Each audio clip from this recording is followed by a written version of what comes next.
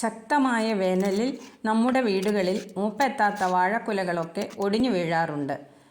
അത് വെച്ച് നമുക്ക് ഒരു വിഭവം ഉണ്ടാക്കാം.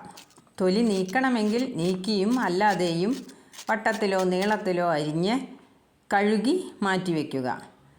ഒരു പാത്രത്തിൽ കുറച്ച് മുളക് പൊടി, മഞ്ഞൾപ്പൊടി, ഉപ്പ്, വേണമെങ്കിൽ മസാല ചേർത്ത് വെള്ളമൊഴിച്ച് ഇളക്കി അതിലേക്ക് നമ്മൾ മാറ്റിവെച്ച ഈ കായയും കൂടെ ഇട്ട് ഇളക്കി ഒരു 10 മിനിറ്റ് വയ്ക്കുക.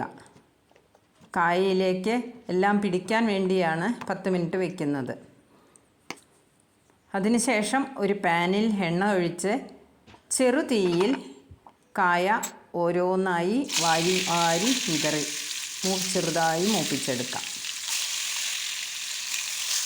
വിശപ്പ് കൂടുതലുള്ള ആളുകൾക്ക് കായ വിഭവങ്ങൾ കഴിക്കുന്നത് കൊണ്ട് വിശപ്പിനെ നിയന്ത്രിക്കാനും ഇടയ്ക്കിടെ കഴിക്കുന്നത് ഒഴിവാക്കാനും സാധിക്കും.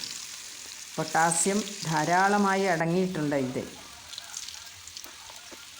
തൈര് ചേർത്ത ഭക്ഷണത്തിനൊപ്പം ഈ വിഭവം ഉണ്ടാക്കി കഴിച്ചാൽ വളരെ നല്ലതാണ്, ടേസ്റ്റുമാണ്.